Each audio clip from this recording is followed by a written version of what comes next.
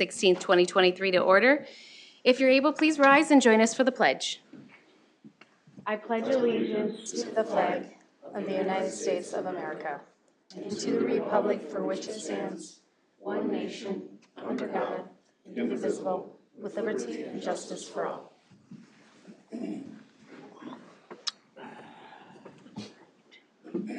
As council had the opportunity to review the meeting minutes from May 2nd.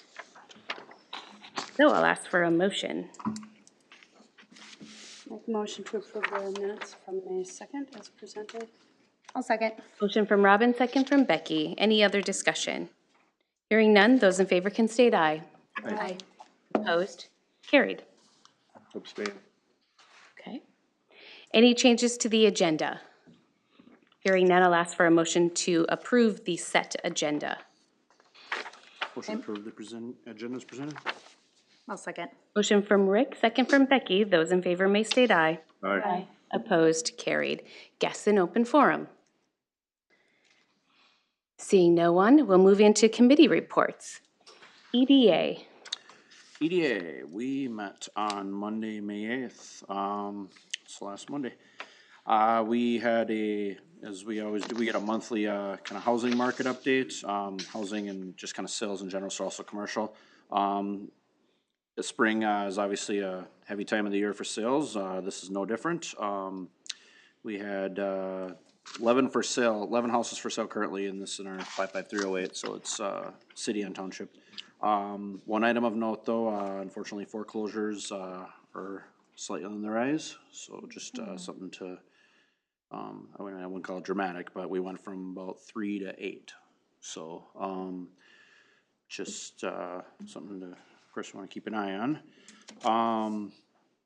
We talked about this Thursday, there is calling it a lunch and learn, and that is King Banyan. He was originally scheduled for last week, so he is he's in the finance, he's a professor of finance up at SCSU. I don't know if he's the head of the department or not, but he's going to be speaking here he's going to be at Pebble Creek for a lunch and learn this Thursday, 11 a.m.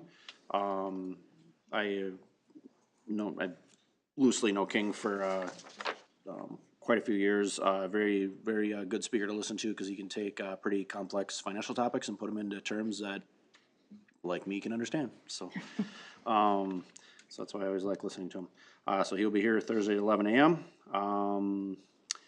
And let's see, we had a couple other updates, and that was about it. All right, Public Works. I have a few things. It was a very in-depth meeting that we had last week. We got an update on all of the Public Works projects. For 2023, we have lots of projects taking place. So just to refresh memories, we have the County Road 53 that the county is helping us with, get all of that infrastructure down that road. Project 3 is the lift station. Project 4 is they're fusing the pipes right now, and that will loop back to the Edgewood Street. That is Project 4. 97th Street is the project that we are conjoined with the Clear Lake Township, Becker Township, and the county. I believe that there's Mark will be talking about a joint powers agreement with the county in order to complete that.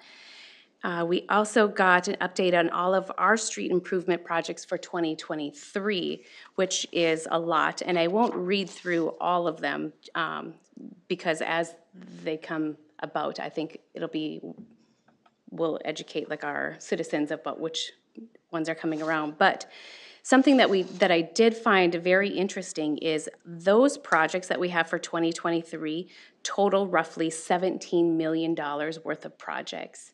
The only portion that is coming out of like our tax base, like our budget, is $2.5 million of that. And the other part is all grant based. Wow. Yeah, that was a pretty substantial number. Like when staff had mentioned that was just very overwhelming to think, that's an excellent ratio. On the wastewater side, we have several items on our agenda this evening, like the well exploration on the 212 property, the lift station 7 is on our agenda, the domestic headwater. There was a lot of different things that are coming to our agenda this evening. We also discussed that Excel, as they decommission, there is discussion just starting in regards to the leachate that will be on the ash pile. So that will start, that discussion is starting with staff and specialists in Excel. More to come on that a little bit later. Also, another topic is our well 7, which is over by Road 67 on the other side of the river, Elk River. That will be coming online, and that well is a very, it's probably one of our largest. I'm looking where Chris is. It's probably one of our largest ones. Yeah, it can produce 500, gallons at a max. We're gonna start it coming into the summer months at about 350 gallons a minute. Now, remember that this is our first well on that side of the river that's gonna be starting up for us. So if you imagine, like, all of the water runs west to east here in Becker. So as that big powerful well comes on, there will be a little bit of a notice, because of the force of how water flows, it'll flow different. So you may see a little bit of a difference, but just to make you aware. So my sand point's gonna run dry, is what you're saying. You you could always use the city water. So, anyway, I think that was about it. There was a lot. It was a very, very educational meeting again, so nicely done. Personnel met as well. We discussed our hiring and termination updates, the employee recognition policy, I believe, is that in our, nope, it's coming on the next one, and it's basically a word switch, recognition versus retention, a little play in words, but that was about it for that. How about Fire Board? Fire Board, we met last night. Everything's going good over there. They had a total of 21 calls last month. We reviewed the CIP, and then we briefly just started looking at the budget for next year. So we're getting in that conversation mode. That's about it. Okay. How about Park and Rec? We did not meet last night. All right. Any other committees that we missed? All right, we'll move into board, committee, and consultant reports.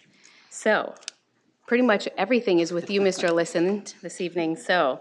It's the Chris show tonight. It is, yes, the Chris show. Let's go ahead and start with the 212-acre well exploration. Good evening, Mayor and Council. So the first item I have for you tonight is well exploration on the city-owned 212-acre site on the east side of the Elk River. So the idea that the city is wells 7 and 8, as they come online, would kind of get us caught back up to where we should be. So if one of our bigger wells went offline, you could absorb that without seeing an interruption to supply for the city. So that's where 7 and 8 would catch us up. So we're always still looking for other opportunities for more wells for future as the city would grow and expand.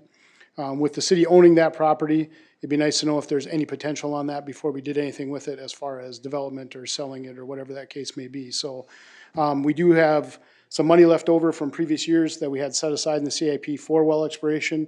We did not use it in those previous years, so there is money available in the water CIP for that.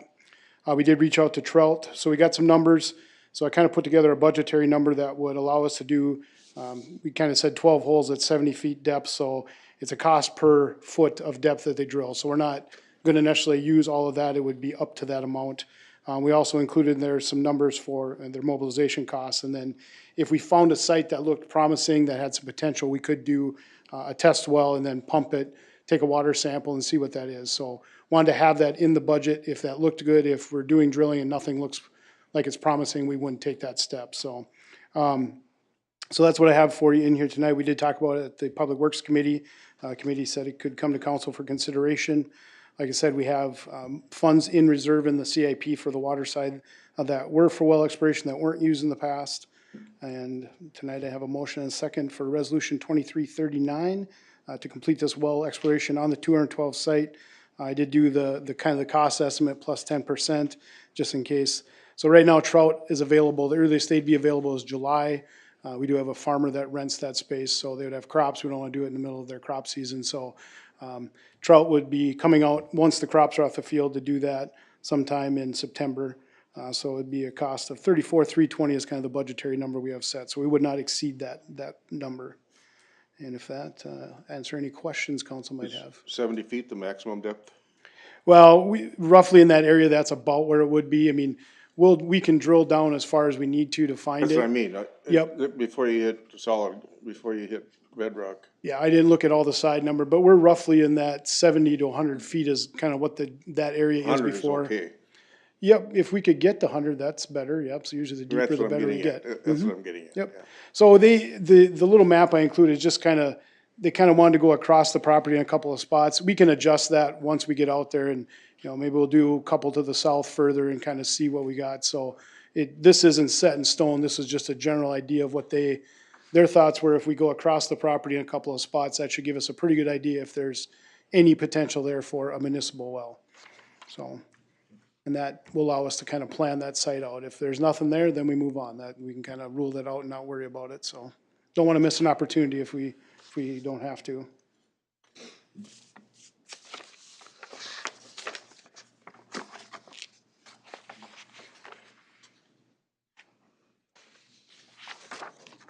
Well, I'll make a motion to approve resolution 2339, allowing staff to hire trout wells to complete well exploration on the city-owned 212-acre site. I'll second that. Motion from Rick, second from Mike. Any other discussion?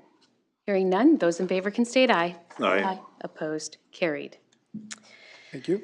The Lift Station 7 replacement. It is a panel replacement. We're not doing the whole lift station, just the panel. All So, right. yeah, just so you guys are not doing the whole thing, so, I was gonna say, wasn't the lift station 7 replaced not too long ago? nope. It was just, Nope, we did. Talked about it, I know. Refurbishment, yeah, we did, so, one of the projects we talked about in the past was, if we replace the panel, could you put a generator there? Oh, yeah. On site or on the well site, and then do the well house and the lift station? That's still something we talk about, but that's not here yet, this is something else tonight, so. RCA and a resolution for you guys to consider for the panel replacement at 7. We do have a panel quote from Total Control Systems, and it does include space to add an automatic transfer switch in the future. So if we did either add a standalone generator on site or at our well house site in Rivers Edge Park and run wire over to that, we do have space in this panel for that. So we're making sure we have that available now. And then we got a quote from Hubbard Electric for the installation, so I have those listed there. This panel is from 2004, so it's the original one on the site. We look at about 20 years is about roughly the time frame.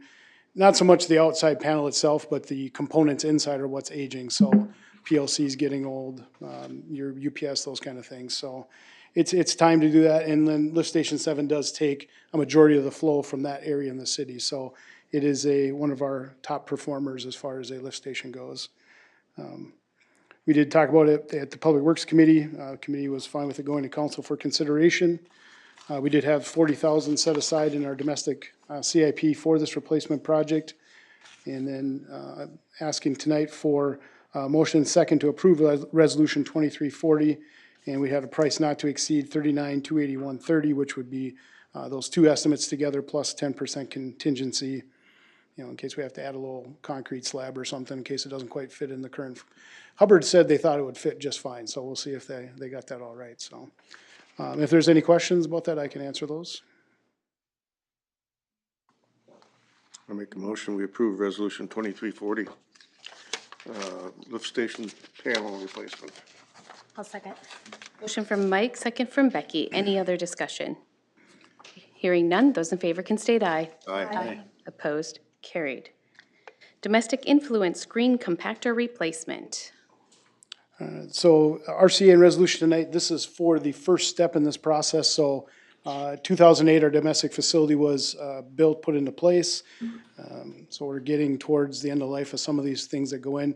Our screen and compactor are part of our preliminary treatment process. So anything that can get through the collection system, through the pumps and up, the screen and the compactor, well, the screen will take it out and then the compactor will kind of squeeze the water out of it so we don't throw away a bunch of wet stuff. But screen is very important to protect kind of our downstream equipment. It also prevents things that could take up space in the treatment process that the bacteria can't break down. We did replace several of the parts on the screen about 4 years ago, but it is definitely getting tired. So it's time that we take this step. First step in this process is we want to get with an engineer and design it and make sure we have something that will both fit through the opening in the ceiling and that can kind of fit in our current footprint and that can perform with the design of our current facility and or at its max flow. So I did create an RFP, kind of outlining what we wanted to see in this project, looking for help with first the design part of it, the bidding process, and then not as much, but some of the construction management as well once the project actually gets going forward. That RFP, I did get 2 responses, so HR Green and SCH included both of those in the packet if you wanted to review them. Because the RFP kind of outlined it, the proposals were quite similar. So, I mean, kind of, as we sat down with staff and kind of went over both of them, I mean, both sides are kind of covering the same thing. They'll design it based on what it is, work with us to pick out a product that we like and works for us as far as maintenance and that, and fits in the current footprint. And so, as a staff, when we talked about it, it kind of came down to, well, the proposals are pretty similar. Cost for HR Green was a little more, a little on the lower end, so I wouldn't say, you know, we've worked somewhat with both of those companies, so I guess we have a little bit of a comfort level. So our recommendation would be to go with the proposal from HR Green and start the process out. We did talk about this with the Public Works Committee. They agreed it could go to council for consideration. Currently, the 2023 domestic wastewater CIP has $780,000 in it for this project. So these funds for this engineering piece of that would come out of that. So I have ask tonight for a motion and a second for Resolution 2341, authorizing staff to work with HR Green to begin that engineering phase of this project. And with that, I can answer any questions.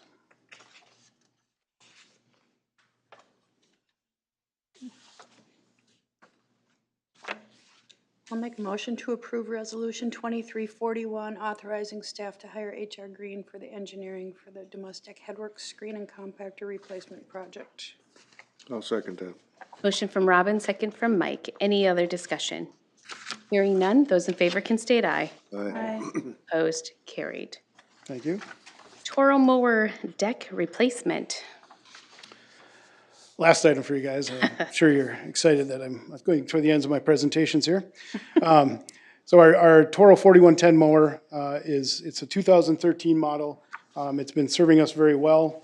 We originally had in CIP for a 6-year lifespan. We stretched it out to 10, and it's still a very functional piece. Outside of the mower decks, have seen better days. So The mower deck wore out from sand or something, or? it just worn out from general use. I mean, That's what I mean. that thing runs in the summer at least 4 days a week. So, yep, so between, our nice sand here and rocks and different things in our parks and ditches and things, yep. It's seen some good use. So what we are proposing tonight is we would use, our goal always is to try to get equipment in that we can use as much year-round as possible. So things that can function both summer and winter if we can do that. We also are currently working in-house as trying to assess how much do we do in-house as a staff is mowing and how much can we contract out. So right now we do contract some of our mowing out. So we want to have the right balance of what works for the city, what is most cost effective. And part of that is if we were to replace this mower currently as is, the quote we had was just under $110,000. So it's not a small investment. So I don't want to just replace to replace. I want to try to assess what we do and make sure we're buying, getting equipment that functions as much year-round as possible. So the goal right now would be, because the mower deck is kind of the only part that's really in tough shape, to replace that mower deck, try to extend the life of that for, I put it near 3 to 5 years, and then we can take that time to further assess all the city mowing, what we do on trails as far as winter snow removal, those kind of things, and try to see if, replacing this in kind, is there a different piece of equipment that can work year-round? I mean, this does work in the winter. We do put a broom on it and do the trails and do the skating rinks. So we just want to buy ourselves a little more time to make sure we're making the right purchase for the city as this piece of equipment comes towards the end of its useful life. The quote that was in here was originally expired in March, so I did reach out and get a new updated quote. Number stayed the same, which is nice because that doesn't always happen. And then I think Julie had printed those out and had those available so you could see. So I am working off a current quote, not an old one. With that, we did discuss it with our Public Works Committee. They said that we can bring it forward for consideration. So I included the price, so it's all three pieces of deck, so I have a motion and second for 2346, looking for a price not to exceed 12.5 for the replacement of this deck through MTI. If there's any questions, I can. How many answer hours those. are on the machine? Ooh, that's a good question. I didn't look before I came. I can get that and let you know. Well, I'm just, what's the, and I guess the only reason I asked is the life expectancy of the powertrain. That, I don't have that right off the top of my head. I mean, we've extended it by 4 years beyond what we thought originally was gonna be. That's why I'm asking. So, yep. We haven't had any major issues with that one yet, other than, the mower, just the deck's wearing out right now, so. Thank you for your diligence on that and not just, blindly, oh, it's up, it's due, let's buy a new one. Thank you for Exactly. that. Yep. Well, it's not, and we have another larger mower too, so these are both really pretty highly expensive items, so I wanna make sure we're doing the right path, and like you said, not just replace and replace, and if there's a better way to do that, then that's what we wanna do, or if this is the best way, but this will give us a little more time to Well, it's make a sure we're doing that. relatively minor investment compared to the machine, so. Yeah, You say you got another machine, are any of these attachments interchangeable? not, cause one's a Jacobson, one's a Toro, yep.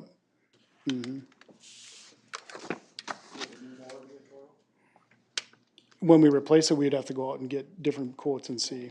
My question is, could this motor deck be used if this machine goes bad in the next year or two? You say, well, Potentially, time to replace it, can this motor deck? if we went with the same model, yeah. Yep. Okay, have a backup. Well, if we had to get a new motor though too, is right now it's roughly 18-month wait time. Well, So we got the same game as we kind of have with most other things right now. I guess I'm in favor of approving it versus buying a new machine. I would like you to check the hours and. Yep, I will do that. Take that into consideration before you actually order it. Yep. And with that, I make a motion, we approve resolution 2346, Toro mower deck replacement. I'll second. Motion from Mike, second from Becky. Any other discussion? Hearing none, those in favor can state aye. Aye. Opposed, carried. Thank you. Thank you. Project 4 easements with Mr. Knutson.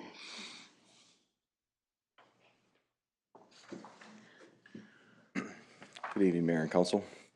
I'm getting old, I'm gonna have to sit closer. It's taking me longer to get up here, so I apologize for that. Well, you had plenty of time to get a head start. I didn't want to jump the gun and pressure the vote there, so.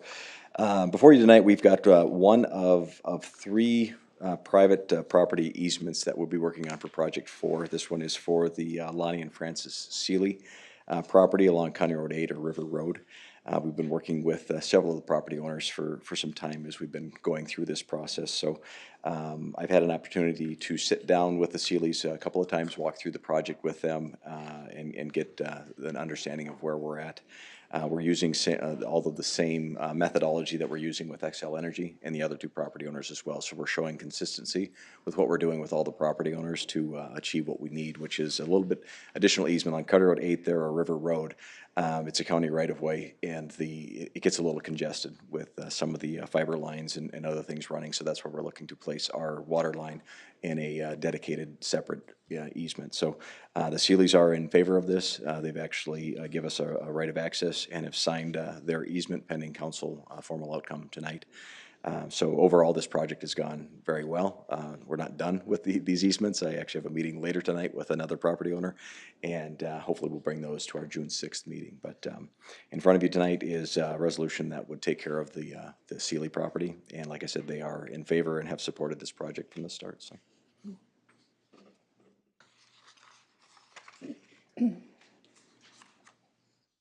I'll make a motion to approve resolution 2347, approving an easement agreement with Seeley's for the County 53 to Edgewood Trunk Water Main Improvement. I'll second that. Motion from Rick, second from Mike. Any other discussion? Hearing none, those in favor can state aye. Aye. Opposed, carried. Thank you. Thank you. Administrator and staff reports. Project 3 SLA with Mr. Knutson. The SLAs never stop, do they? So the supplemental letter agreement, again, it's an agreement that we put in place with our engineering company that's outside of our general services agreement with them. And as it relates to basically the in the field service work for the engineering of Project 3.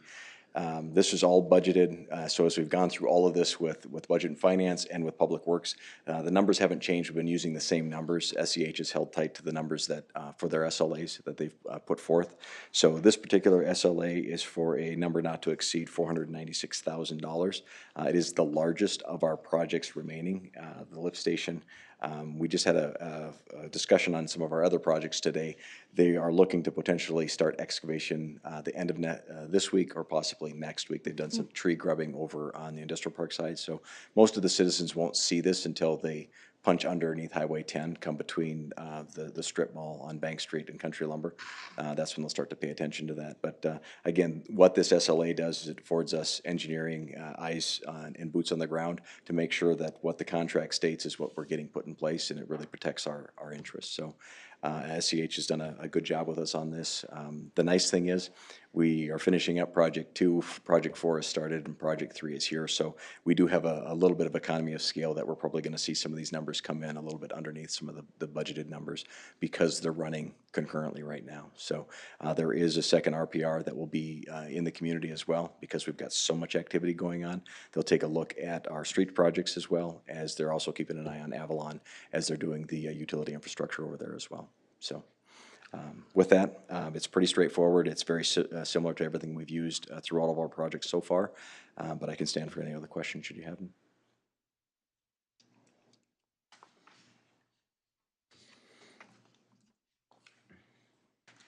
I'll make a motion to adopt Resolution 2349, approving an SLA with SCH for the business park pump station improvements.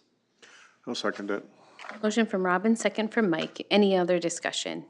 Hearing none, those in favor can state aye. Aye. Opposed, carried. Thank you. Thank you. There's one more thing that I would like to discuss. I don't want to get in front of ourselves here, but a little bit later on in the agenda, Mark Ebensteiner is going to be presenting a JPA for a shared project, 97th Street. I just want to give you guys some information on that as we're getting into because there's the LRIP grant. Sherburne County is our lead agency on that. And it gets a little convoluted because there's 3 other entities that are involved with it: Clear Lake Township, Becker Township, and the city of Becker. So as we wrap all of this together, the county has to be the one that's letting the bids and accepting the bids. So the timing gets a little bit wonky so we don't lose a month in the process. So the bids will be reviewed on June 6th, which is the date of our next council meeting. And we're going to look to bring that to you that same night for consideration and moving it forward.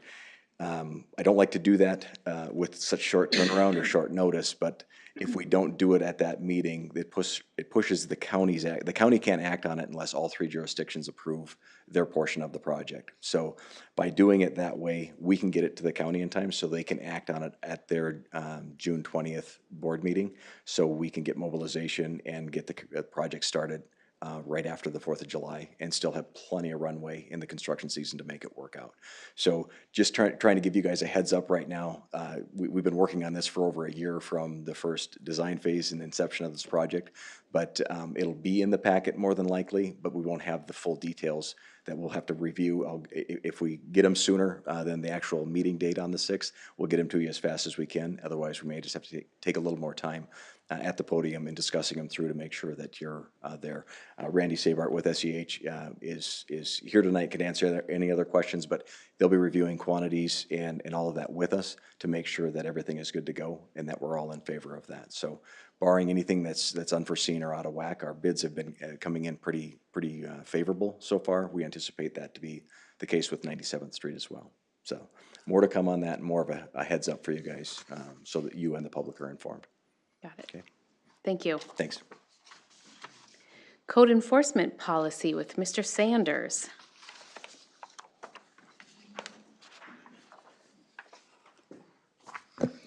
Thank you, Mayor and Council. Before you tonight, we have a draft code enforcement policy and a resolution to move forward with that policy and utilize it. At the April 18th meeting, we talked a little bit about this.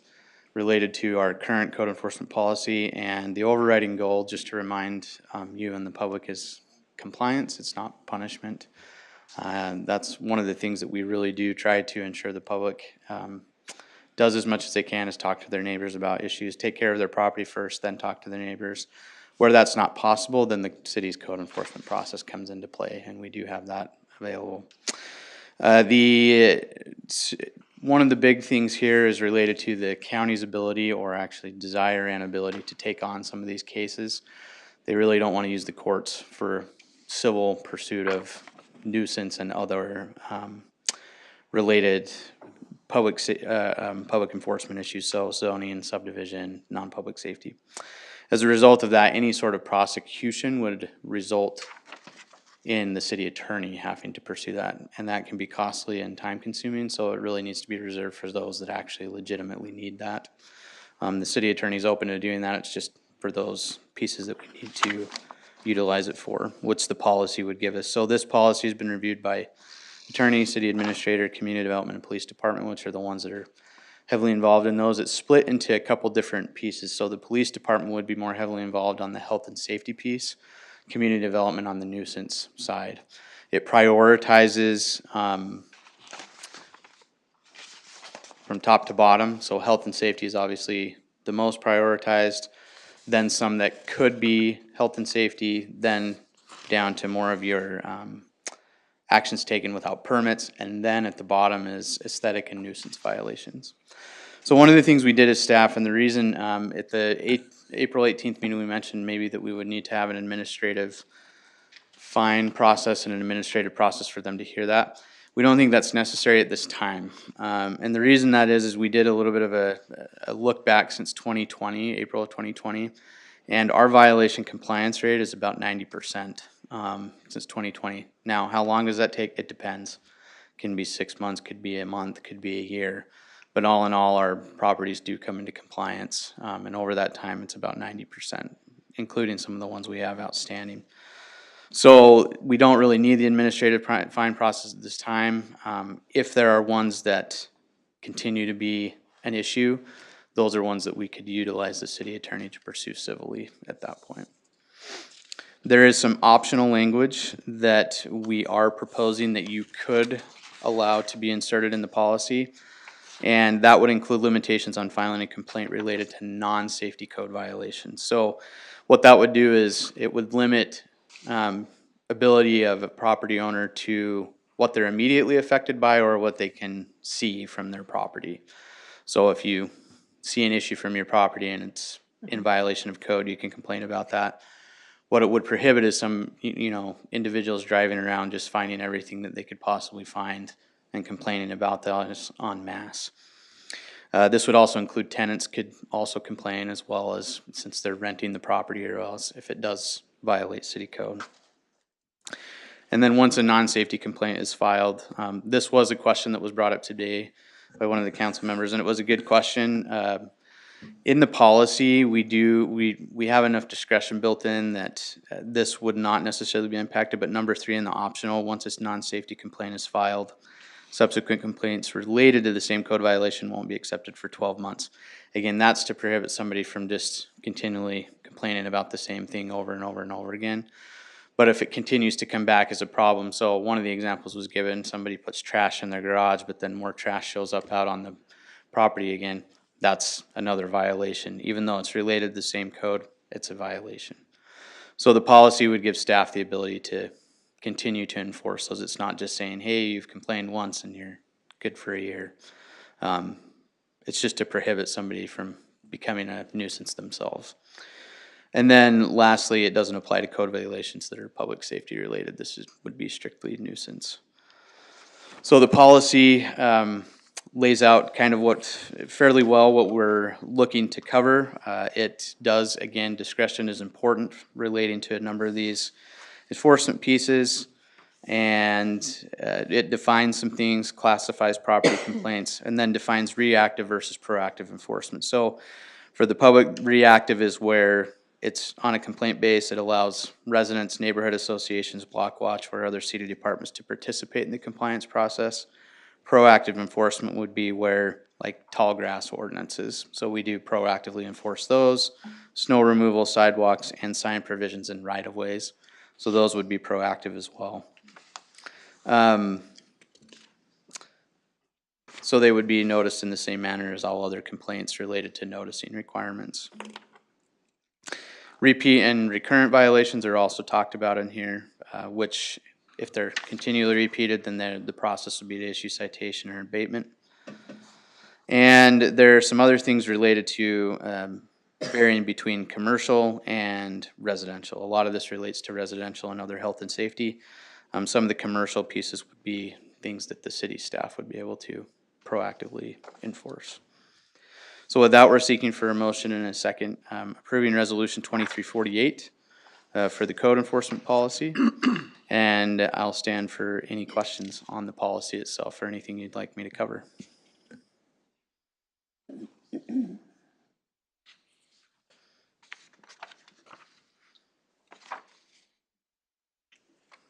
So if we wanna approve this tonight, we could approve it with or without the, we have the optional language that's on the back of the RCA there. So if you Yeah, wanna that's- approve it, yep. it would be with or without that additional language. Correct. So you have two options on the motion.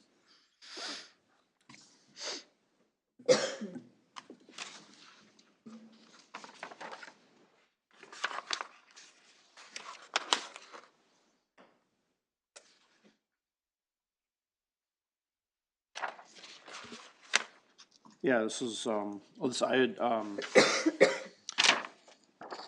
this is one we've all, you know, you say probably what's the worst part about being on council? This is probably one of them right here, having to deal, you know, with these type of things, which I'm sure if it's bad for us, it's bad for you too. You know, I think we, I think we need to find the balance because, you know, we've been here when there've been situations that truly deserve, you know, to have enforcement actions taken against them, and we've even tried to take them and been, you know, stalled for a while. So we've seen that end of it. We've seen, unfortunately, the examples you give of, you know, people going scorched earth and literally going around the town and sending in, you know, 12+ complaints are not, that's not fictitious. I mean, we've had people do that. So I think, but yet we still, you know, of course, need to balance that with the other end, you know, so we need to balance those two. I think we do here. So if we were gonna approve this today, I would be in favor of approving it with the, inserting the additional optional language.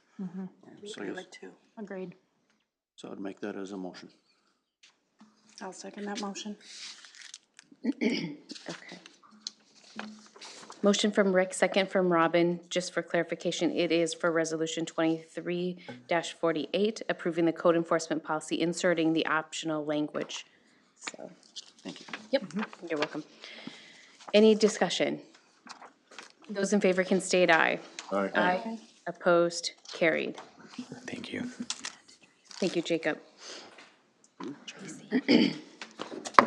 JPA for 97th Street improvements, Mr. Ebensteiner.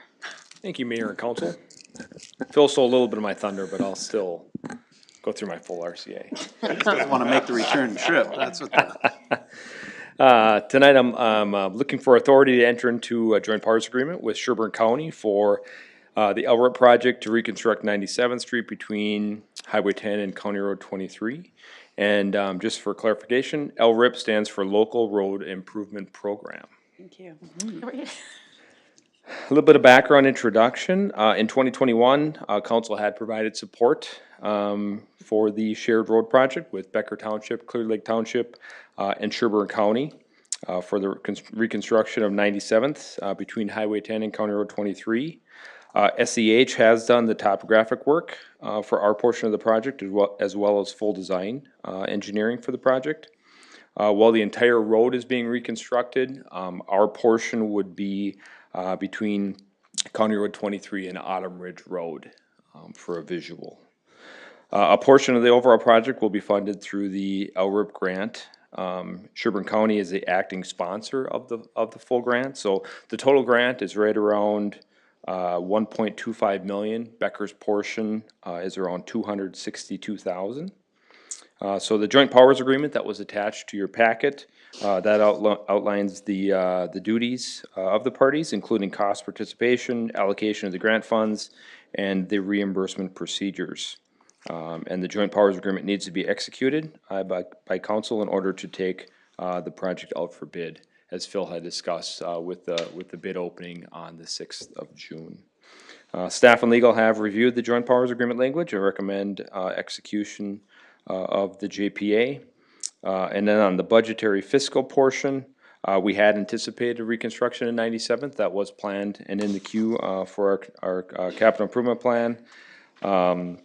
The city of Becker's participating costs net of the grant funds of $262,000 and inclusive of some additional administrative fees. Our anticipated portion would be right around $1,158,360.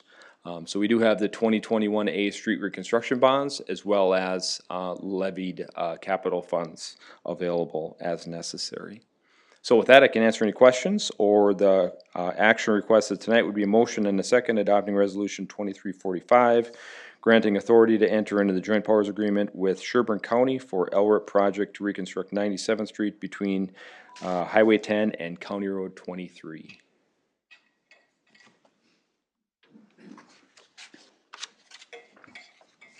I know in the past, we had talked about with this road, possibly straightening it out a little bit, which would require some land acquisition too. Did that ever materialize? That will be part of it? Okay. The answer was yes. Yeah, I'll confirm. Randy wants, I was gonna say nodding heads in the audience, so I'll let Randy step in. Good evening.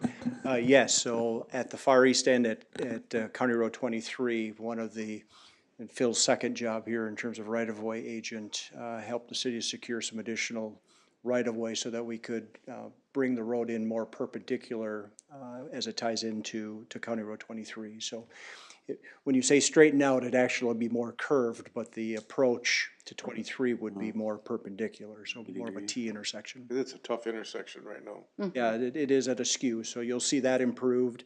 And that's one of the reasons why we're cutting a little bit more into that bank in order to bring the road more perpendicular into 23. Okay.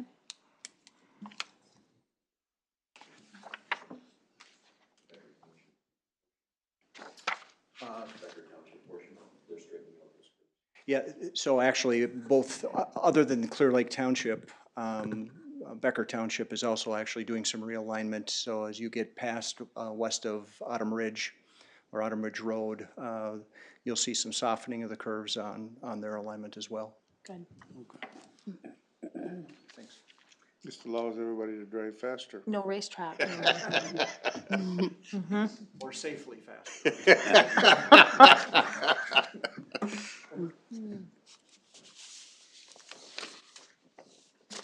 I'll make a motion to approve resolution 2345, granting authority to enter in the JPA with Sherburne County for LRIP project to reconstruct 97th Street. I'll second that. Motion from Rick, second from Mike. Any other discussion? Hearing none, those in favor can state aye. Aye. Opposed? Carried. Thank you. Thank you. ARPA funds, Mr. LaRude. Mayor Bertram, city council members, last month, staff presented some options or ideas for use of approximately $460,000 of ARPA funds. The council discussed that and suggested four primary expenditures for it: senior center area outside the BCC, trail connecting on Sherburne Avenue when County Road 23 gets redone, water tower painting, and archery range. And so staff has discussed that. A little background on each. The senior center, excuse me, the BCC project, which would include the senior center work, has expanded. As you may recall, we got probably $125,000, I think, in park dedication. Maybe it was higher than that from Avalon. And so with that, we are going to have a higher demand for park in that area. So we've proposed using that money plus some of the ARPA funds to do that work, and I'll go through how that lays out on the backside. The trail along Sherburne Avenue, the city will be applying for a DNR grant. It'll be $300,000. The city's match is 75, so we've proposed to use 75. We have not had any conversation at all about the city's cost share when that trail comes to pass. So we've left it at, that's our contribution. That may change. The industrial park water painting, that is it's a nominal amount, and there is a remaining amount from these projects of ARPA funds. So if at the time the tower was to be redone, you want to visit it, we certainly could. But as far as this goes, we didn't propose spending the 12 to 15,000 that we estimated that would cost. And then finally, the archery range, we have had conversations with the county.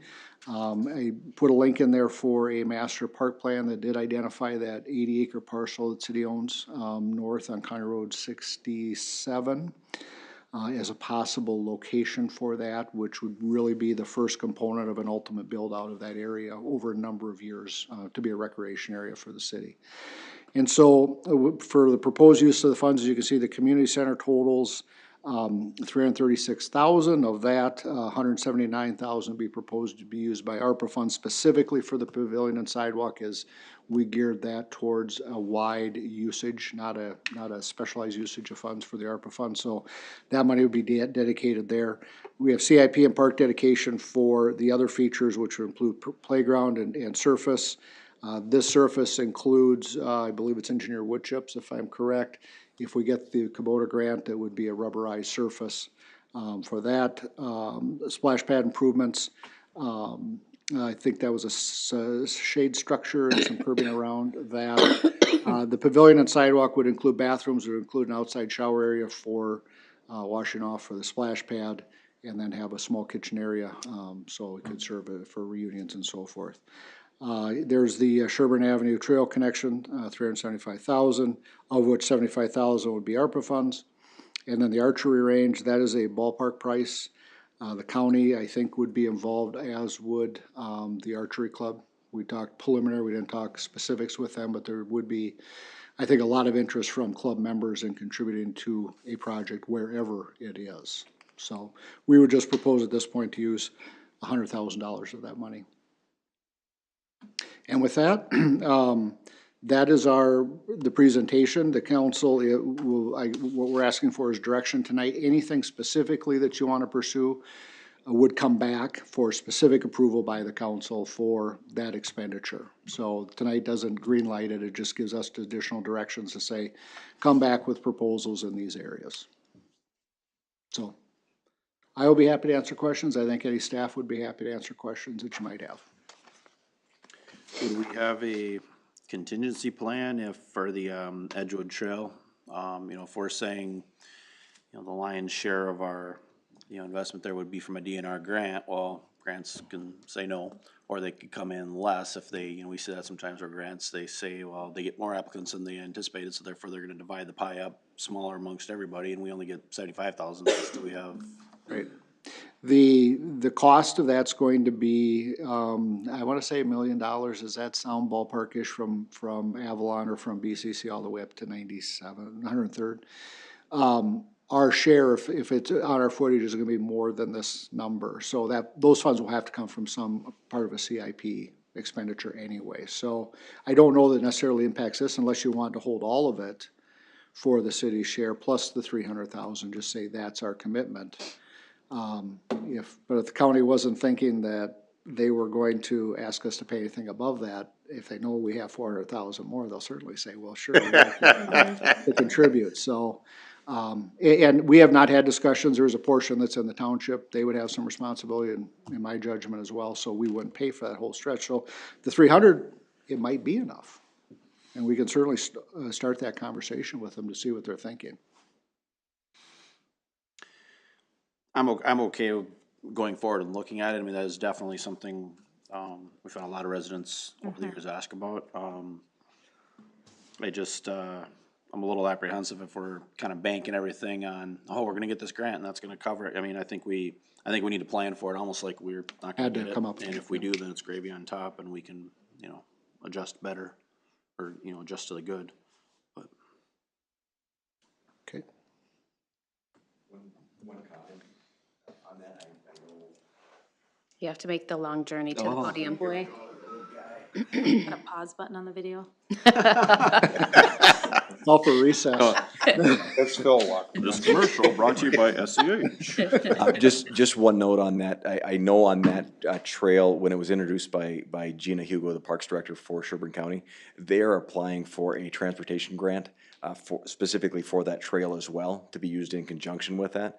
And there's no restrictions whether you get the DNR, the transportation, or both of them, to look at using it for that trail as well. So there's a couple of bites at the apple, if you will, for that project. So I know that they're gonna continue to pursue that outside of what the city of Becker would do as well. So just to keep that in mind.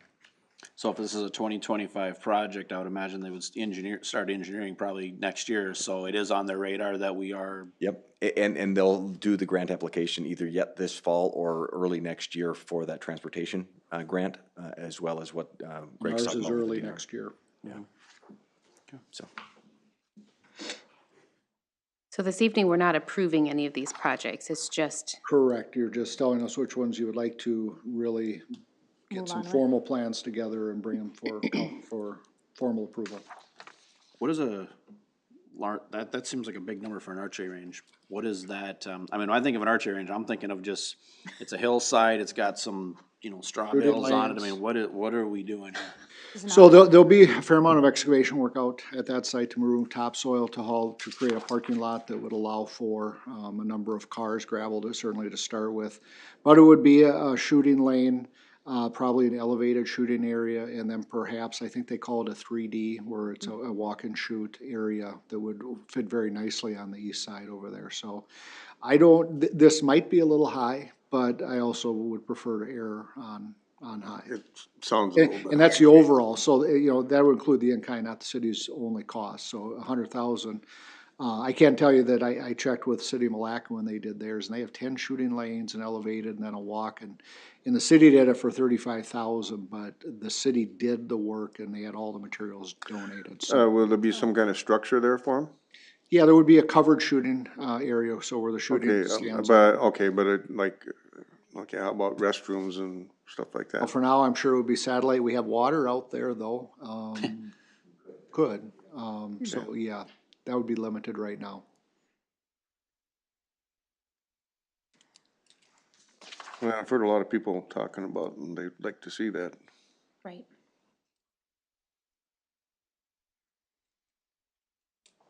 I'm okay going forward to talk about it tonight. I'm not sold on it, not because I don't like archery or anything, but that's a big number. We're looking at a lot of projects, coming up, and obviously a lot of stuff that we're trying to juggle around, and that's a big number. So am I taking that, though, to go ahead and have a little more serious conversation with the archery club in the county and get everybody in the room and see what we're all thinking? Okay?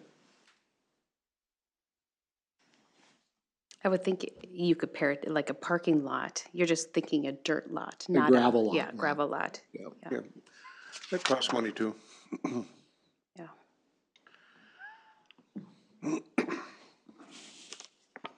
And somewhere we have to plow.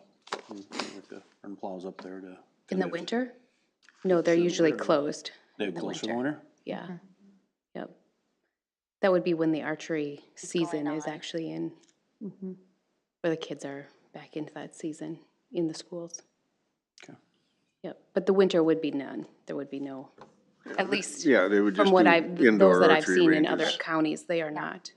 But, And I would, even, let's say this number is high, and let's say it's much lower, I also think that, because this would be viewed as a regional, attraction, and so the county is gonna have some responsibility here to maintain, or however they're gonna participate, so our share may very well be much lower based on that, and depending on what in-kind could be. Yeah, because in we're terms of the providing the work. land for it, Exactly, so. right. that's- So, getting greater detail on that, I think, is gonna be real important before coming back.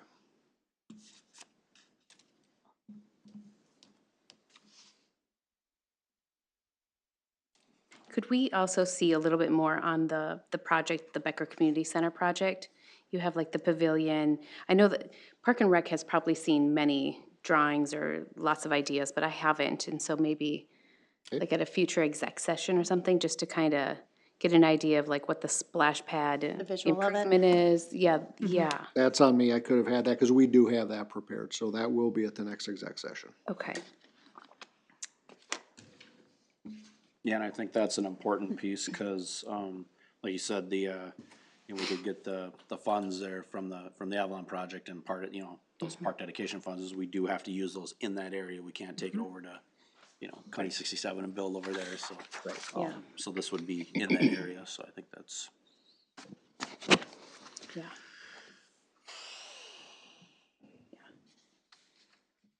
All right, just a voice. I think I have direction. We gotta talk to a couple of groups on one, we gotta talk to the county on one, and bring back all our material on the other.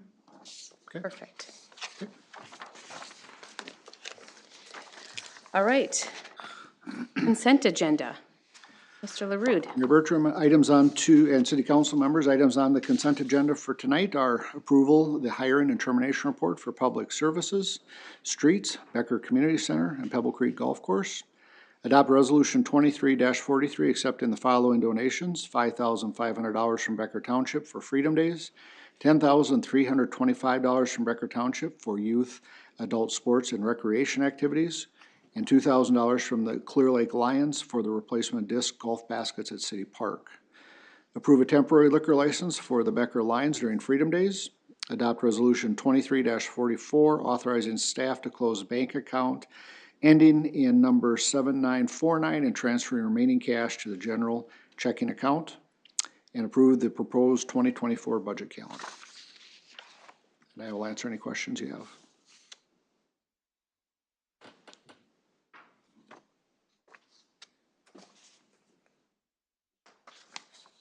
Make a motion to approve the consent agenda as presented? Second. Motion from Rick, second from Robin. Any other discussion? Hearing none, those in favor can state aye. Aye. Opposed, carried. Payment of the bills. Make a motion to pay the bills. I'll second. Motion from Robin, second from Becky. Any discussion on them? Hearing none, those in favor can state aye. Aye. Opposed, carried. Does council have anything else for the betterment of Becker? If not, the weather is looking great, so everyone should be able to get out and walk the dogs and clear the pollen from your decks. Yeah, So, it's nasty. all right, I will ask for a motion to adjourn then. I move we adjourn. I'll second. Motion from Mike, second from Becky. Those in favor can state aye. Aye. We are adjourned at 5:57. Oh.